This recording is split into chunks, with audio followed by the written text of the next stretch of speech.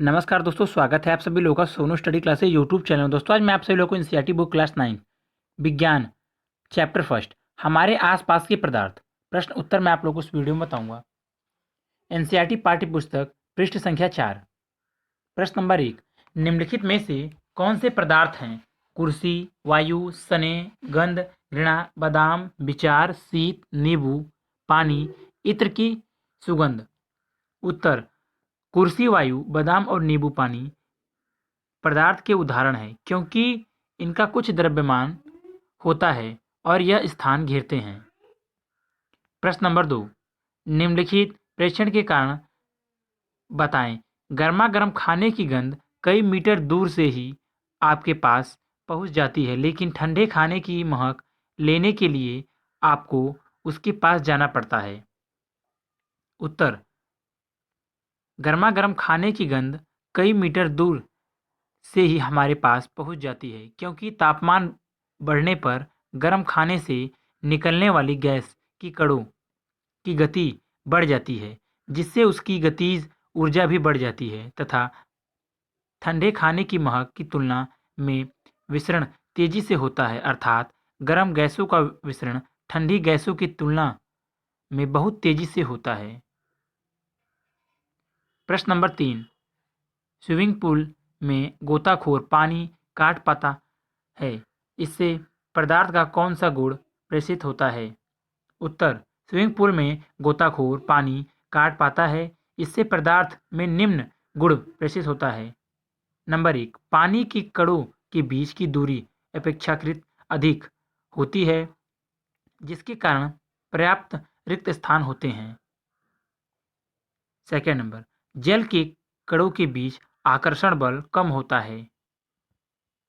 प्रश्न नंबर 4, पदार्थ के कणों की क्या विशेषताएं होती हैं? उत्तर, पदार्थ के कणों की निम्नलिखित विशेषताएं होती हैं। नंबर 1, पदार्थ के कणों के बीच स्थित स्थान होते हैं। नंबर 2, पदार्थ के कण एक दूसरे को आकर्षित करते हैं। नंबर 3, पदार्थ के कण निरंतर गतिशील होते हैं। नंबर 4, पदार्थ के कण बहुत ही छोटे होते हैं। एनसीईआरटी पाठ्यपुस्तक पृष्ठ संख्या 6। प्रश्न नंबर 1, किसी तत्व की प्रति इकाई आयतन के द्रव्यमान को घनत्व कहते हैं। घनत्व बराबर द्रव्यमान आयतन बढ़ते हुए घनत्व के क्रम में निम्नलिखित को व्यवस्थित करेगा। वायु, चिमनी का धुआं, सहज जल, चौक, रुई और लोहा। उत्तर, घनत्व बढ़ते हुए क्रम में वायु, चिमनी का धुआं, रुई, जल, सहज, चौक, लोहा। प्रश्न नंबर 2, ए पदार्थ की विभिन्न अवस्थाओं के गुणों में होने वाले अंतर को सारणीबद्ध कीजिए। बी, निम्नलिखित पर टिप्पणी कीजिए। दृढ़ता, स्पिंडता, तरलता, बर्तन में गैस का भरना, आकार, गति, ऊर्जा, एक घनत्व। उत्तर, ए पदार्थ की विभिन्न अवस्थाओं के गुणों में अंतर को निम्न सारणी में दर्शाया गया है। गुण, ठोस, द्रव्य, गैस। गुण नंबर 1, आकार, ठोस निश्चित आकार एवं स्पष्ट सीमाएं। द्रव्य, कोई निश्चित आकार नहीं, जिस बर्तन में रखे जाते हैं उसी का आकार ले लेता है। गैस, कोई निश्चित आकार नहीं। गुण नंबर 2, आयतन, ठोस निश्चित आयतन, द्रव्य निश्चित आयतन, गैस कोई निश्चित आयतन नहीं, यह जिस बर्तन में रखी जाती है उसी का आकार एवं आयतन ले लेती है। नंबर 3, गुण, दृढ़ता, तरलता,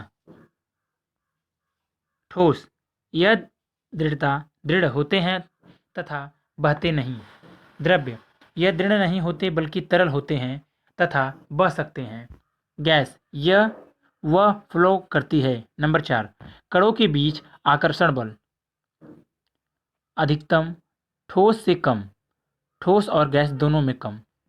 नंबर 5, कणों की स्थिति, कण बहुत पास पास, कणों के बीच की दूरी, ठोस से ज़्यादा अर्थात पर्याप्त रिक्त स्थान। कणों के बीच बहुत अधिक रिक्त स्थान अर्थात ठोस और द्रव्य दोनों से ज़्यादा। नंबर 6 स्पिंडता, नगण्य, स्पिंडनीय, अत्यधिक स्पिंडनीय। नंबर 7 विसरण, एक ठोस पदार्थ दूसरे ठोस पदार्थ के साथ विसरित नहीं होता। द्रव्यों में ठोस तथा गैसों का विसरण होता है। गैसों का अन्य गैसों के साथ विसरण तीव्रता के साथ होता है। बी निम्नलिखित गुणों पर टिप्पणी। दृढ़ता, पदार्थ का वह गुण जो उसे बाह्यबल के विरुद्ध अपने आकार को बनाए रखने की चेष्टा करता है, दृढ़ता कहलाता है। ठोस में कणों के बीच आकर्षण बल अधिक होता है, इसलिए यह दृढ़ होते हैं। द्रव्य और गैस दृढ़ नहीं होते हैं। नंबर 2 स्पिंडता, पदार्थ के कणों के बीच रिक्त स्थान होते हैं। बाह्य दबाव बल के कारण यह कण समीप आ जाते हैं। पदार्थ के इस गुण को स्पिंडता कहते हैं। द्रव्य तथा गैस स्पिंडनीय होते हैं। गैस सर्वाधिक स्पिंडित की जा सकती है। गैस ठोस की स्पिंडता नगण्य होती है, इसलिए इसका आकार एवं आयतन निश्चित होता है। इस गुण के कारण अत्यधिक आयतन की गैस को एक कम आयतन वाले सिलेंडर की स्पिंडित किया जा सकता है। नंबर 3 तरलता, पदार्थ की बहने की प्रवृत्ति को तरलता कहते हैं। द्रव्य तथा गैस बहती हैं, इसलिए इन्हें तरल पदार्थ कहते हैं। ठोस बिल्कुल नहीं बहते। गैसें सभी दिशाओं में बह सकती हैं। गैसों की तरलता द्रवों से अधिक होती है, क्योंकि इनमें कणों के बीच की दूरी अपेक्षाकृत बहुत होती है तथा आकर्षण बल कम होता है। नंबर 4 बर्तन में गैस का भरना। किसी बर्तन में गैस को आसानी से भरा जा सकता है, क्योंकि इसके कण सभी दिशाओं में तीव्र गति से चलते हैं तथा बर्तन में पूर्णतः फैल जाते हैं। ऐसा इसके कणों की अत्यधिक गतिज ऊर्जा एवं नगण्य अंतराणविक बल के कारण होता है। नंबर 5 आकार, ठोस पदार्थ में अत्यधिक अंतराणविक बल होता है, इसलिए इसका आकार निश्चित होता है, जबकि द्रव्य तथा गैस उस बर्तन का आकार ग्रहण कर लेते हैं जिसमें उसे रखा जाता है। इनका आकार निश्चित नहीं होता। नंबर 6 गतिज ऊर्जा, पदार्थ के कणों की गति के कारण उसमें ऊर्जा का आना गतिज ऊर्जा कहलाती है। गैसों में सर्वाधिक गतिज ऊर्जा होती है, क्योंकि यह तीव्र गति से सभी दिशाओं में चलती है तथा कण तेजी से कंपन भी करते हैं। द्रव्य में गैसों से कम तथा ठोस से न्यूनतम गतिज ऊर्जा होती है। नंबर 7 घनत्व, किसी पदार्थ का घनत्व प्रति इकाई आयतन के द्रव्यमान के बराबर होता है। घनत्व बराबर द्रव्यमान बटा आयतन, i.e. D बराबर m बटा v। ठोस अधिकतम, द्रव्य गैस न्यूनतम। घनत्व बढ़ते हुए क्रम से। प्रश्न नंबर 3 कारण बताइए। ए गैस पूरी तरह उस बर्तन को भर देती है जिसमें इसे रखते हैं। बी गैस बर्तन की दीवारों पर दबाव डालती है। सी लकड़ी की मेज ठोस कहलाती है। डी हवा में हम आसानी से अपना हाथ चला सकते हैं, लेकिन एक ठोस लकड़ी के टुकड़े के साथ चलाने के लिए हमें कराटे में दक्ष होना पड़ेगा। उत्तर ए गैसों की कणों की गतिज ऊर्जा अत्यधिक तथा इसके बीच आकर्षण बल नगण्य होते हैं। नगण्य होने के कारण वे सभी दिशाओं में तीव्र गति से विचरण कर सकी है तथा जिस बर्तन में रखी जाती है उसे पूरी तरह भर लेती है। बी गैसीय अवस्था में कणों की गति अनियमित और तीव्र होती है। इस कारण ये कण आपस में एक बर्तन की दीवारों से टकराते हैं। बर्तन की दीवार पर गैस कणों द्वारा प्रति इकाई क्षेत्र पर लगे बल के कारण गैस का दबाव बनता है। सी, लकड़ी की मेज ठोस कहलाती है क्योंकि यह एक दृढ़ वस्तु है जिसका आकार एवं आयतन निश्चित है, इसकी सीमाएं स्पष्ट हैं तथा इसके कण स्फटित नहीं होते तथा बहते नहीं। यह सभी गुण यह दर्शाते हैं कि लकड़ी की मेज एक ठोस पदार्थ है। डी, हवा में हम आसानी से अपना हाथ चला सकते हैं क्योंकि हवा के कणों के बीच अत्यधिक रिक्त स्थान अर्थात कण बहुत दूर दूर होते हैं तथा कणों के बीच आकर्षण बल बहुत कम नगण्य होता है, इसलिए बहुत कम बाह्य से उसे हटा सकते हैं। जबकि ठोस लकड़ी से टुकड़े के कण बिल्कुल पास पास बंधे होते हैं तथा मजबूत आकर्षण बल के कारण दृढ़ संरचनाएं बनाते हैं जिसे तोड़ने के लिए अत्यधिक मात्रा में बल प्रयोग करना पड़ता है, जैसे कि कराटे में दक्ष लोग करते हैं। प्रश्न नंबर 4, समानताएं। ठोस पदार्थ की अपेक्षा द्रव्यों का घनत्व कम होता है, लेकिन आपने बर्फ के टुकड़े को जल में तैरते हुए देखा होगा। पता लगाएं ऐसा क्यों होता है। उत्तर, बर्फ पानी में जमने से बनती है जिसकी संरचना में अत्यधिक रिक्त स्थान रह जाते हैं जो पानी में नहीं होते हैं। यह पिंजरे की तरह संरचना बना लेती है जिससे इसका आयतन उतनी ही मात्रा के जल से अधिक हो जाता है तथा आयतन के बढ़ने से घनत्व जल से भी कम हो जाता है, अतः बर्फ के टुकड़े जल पर तैरने लगते हैं। एनसीईआरटी पाठ्य पुस्तक पृष्ठ संख्या 9। प्रश्न नंबर 1, निम्नलिखित तापमान को सेल्सियस में बदलें। ए 300 केल्विन, बी 573 केल्विन। उत्तर ए, केल्विन के तापमान बराबर 300 के टी कोष्टक में के कोष्टक क्लोज बराबर टी कोष्टक में सी कोष्टक क्लोज प्लस 2733 300 के बराबर टी कोष्टक में सी कोष्टक क्लोज प्लस 273 सेल्सियस में तापमान टी कोष्टक में सी कोष्टक क्लोज बराबर 300 माइनस 273 बराबर 27 केल्विन। बी, टी कोष्टक में के कोष्टक क्लोज बराबर टी कोष्टक में सी कोष्टक क्लोज प्लस 273 573 बराबर टी कोष्टक में सी कोष्टक क्लोज प्लस 273 सेल्सियस में तापमान टी कोष्टक में सी कोष्टक क्लोज बराबर 573 माइनस 273 बराबर 300 सेल्सियस। प्रश्न नंबर 2, निम्नलिखित तापमान पर जल की भौतिक अवस्था क्या होगी। ए 250 सेल्सियस केल्विन, बी 100 केल्विन। उत्तर ए, हमें ज्ञात है कि जल का क्वथनांक 100 सी होता है तथा 250 सी जो कि क्वथनांक से काफ़ी उच्च ताप है, अतः इस ताप पर जल गैसीय अवस्था भाप में बदल जाएगा। बी 100 सेल्सियस द्रवीय तथा गैसीय अवस्था दोनों, क्योंकि 100 सी पर जल उबलकर भाप में बदलने लगता है। प्रश्न नंबर 3, किसी भी पदार्थ की अवस्था परिवर्तन के दौरान तापमान स्थिर क्यों रहता है। उत्तर, किसी भी पदार्थ की अवस्था परिवर्तन के दौरान ताप इसलिए स्थिर रहता है क्योंकि दी जाने वाली ऊष्मा उसके कणों के बीच आकर्षण बल को तोड़ने में प्रयुक्त हो जाती है, अतः इस प्रकार अवस्था परिवर्तन के दौरान दी गई ऊर्जा को गुप्त ऊर्जा, गलत की गुप्त ऊर्जा या वाष्पीकरण की गुप्त ऊर्जा कहते हैं। प्रश्न नंबर 4, वायुमंडलीय गैसों को द्रव्य में परिवर्तन करने के लिए कोई विधि सुझाइए।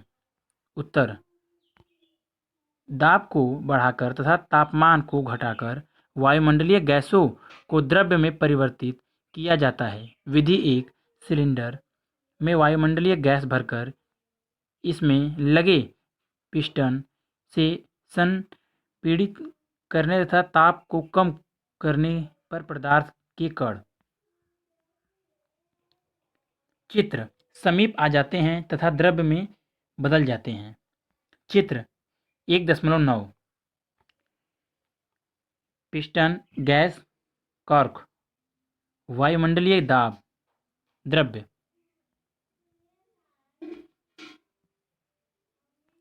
एनसीईआरटी पाठ्य पुस्तक पृष्ठ संख्या 11। प्रश्न नंबर 1, गर्म शुष्क दिन में कूलर अधिक ठंडा क्यों करता है?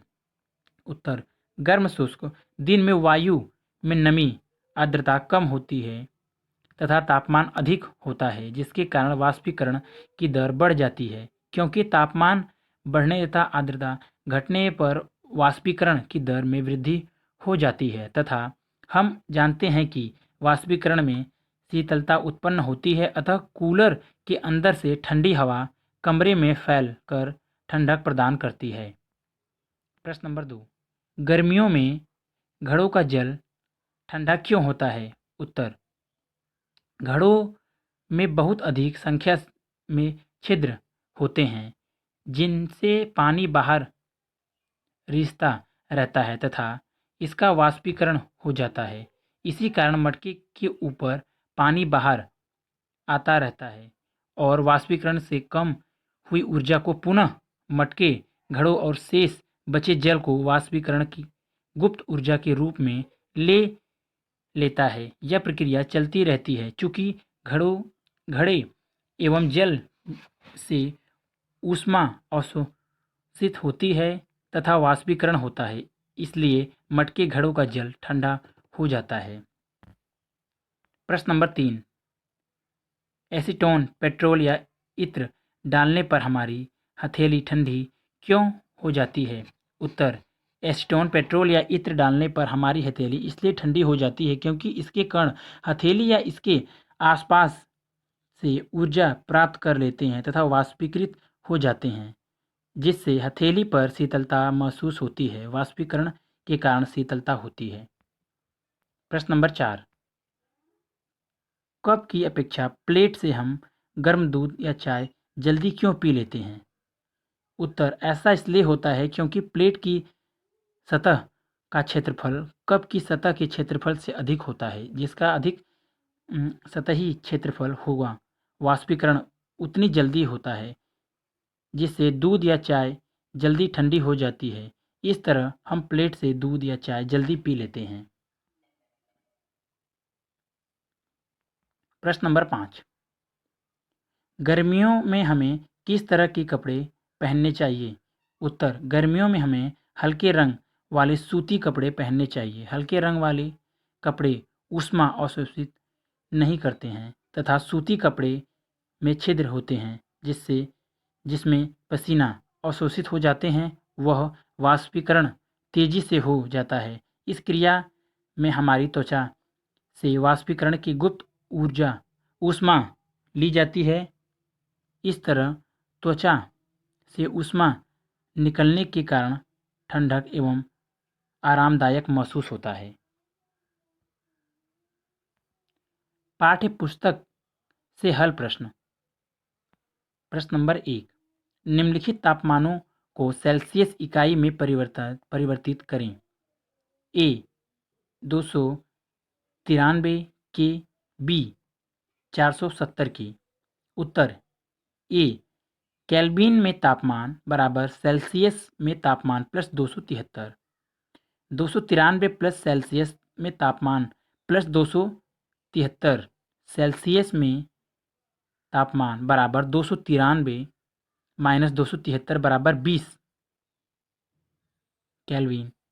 बी, इसी प्रकार सेल्सियस में तापमान बराबर 470 माइनस 273 बराबर 197 केल्विन। प्रश्न नंबर 2, निम्नलिखित तापमानों को केल्विन इकाई में परिवर्तन करें। ए 25 सी, बी 373 सी।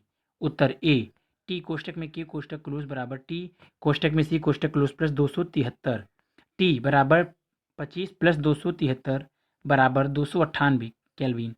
बी टी कोष्टक में के कोष्टक क्लोज बराबर टी कोष्टक में सी कोष्टक क्लोज प्लस 273 टी कोष्टक में सी कोष्टक में के कोष्टक क्लोज बराबर 373 प्लस 273 बराबर 646 केल्विन। प्रश्न नंबर 3, निम्नलिखित अवलोकनों हेतु कारण लिखें। ए, नेप्थेलीन को रखने देने पर यह समय के साथ कुछ भी ठोस पदार्थ छोड़े बिना अदृश्य हो जाती है। बी, हमें इत्र की गंध बहुत दूर बैठे हुए भी पहुंच जाती।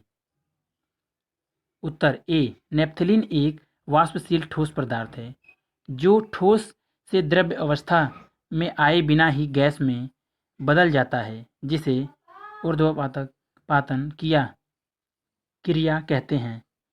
अतः कुछ समय बाद यह ठोस पदार्थ छोड़े बिना हवा में वाष्प बनकर उड़ जाता है।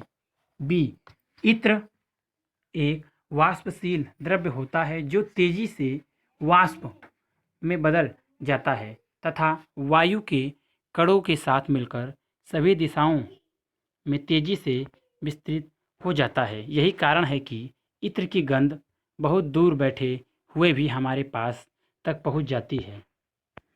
प्रश्न नंबर 4, निम्नलिखित पदार्थों को उनके कणों के बीच बढ़ते हुए आकर्षण के अनुसार व्यवस्थित करें। ए, जल, बी, चीनी, सी, ऑक्सीजन। उत्तर, ऑक्सीजन, जल, चीनी। कारण, ऑक्सीजन एक गैस है जिसके कणों के बीच आकर्षण बल न्यूनतम होता है। द्रव्य जैसे जल में गैसों से अधिक तथा ठोस चीनी की कणों के बीच सर्वाधिक मजबूत आकर्षण बल होता है। प्रश्न नंबर 5, निम्नलिखित तापमानों पर जल की भौतिक अवस्था क्या है। ए, 25 सेल्सियस, बी, 0 सेल्सियस, सी, 100 सेल्सियस। ए, 25 सी पर जल द्रव्य अवस्था में होता है। बी, 0 सी पर जल ठोस बर्फ अवस्था तथा द्रव्य अवस्था दोनों में हो सकता है, क्योंकि जल का हिमांक तथा बर्फ का गलनांक दोनों 0 सी है। सी, 100 सी पर द्रवीय अवस्था, उबलना या गैसीय अवस्था, वाष्पन दोनों संभव हो सकता है, क्योंकि 100 सी जल का क्वथनांक है तथा 100 सेल्सियस पर जल वाष्प में भी परिवर्तित होता है। प्रश्न नंबर 6, पुष्टि हेतु कारण दें।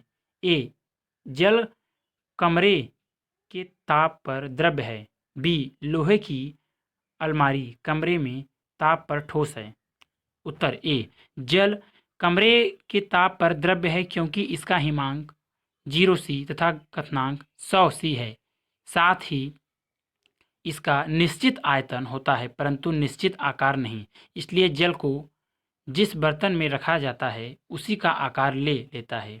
बी, लोहे की अलमारी कमरे के ताप पर ठोस है क्योंकि इसका गलनांक कमरे के ताप से बहुत अधिक होता है। इसका एक निश्चित आकार एवं आयतन होता है तथा यह दृढ़ होता है, बहता नहीं।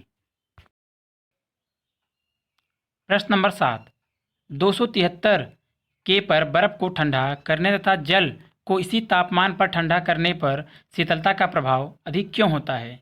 उत्तर, 273 के या 0 सी पर बर्फ किसी पदार्थ या माध्यम से गुप्त ऊष्मा लेती है जो पहले इसकी अवस्था में परिवर्तन लाता है, फिर इसके ताप पर वृद्धि करता है, परंतु इसी ताप पर जल केवल ताप में वृद्धि के लिए ही ऊष्मा प्राप्त करता है। बर्फ के गलन या संगलन की गुप्त ऊष्मा 3.34 × 105 जूल है, अर्थात प्रति इकाई किलोग्राम बर्फ को जल में बदलने के लिए पदार्थ से 3.34 105 जूल ऊष्मा की आवश्यकता पड़ती है। इसलिए बर्फ अधिक शीतलता प्रदान करता है क्योंकि जल किसी प्रकार की गुप्त ऊष्मा नहीं लेता है।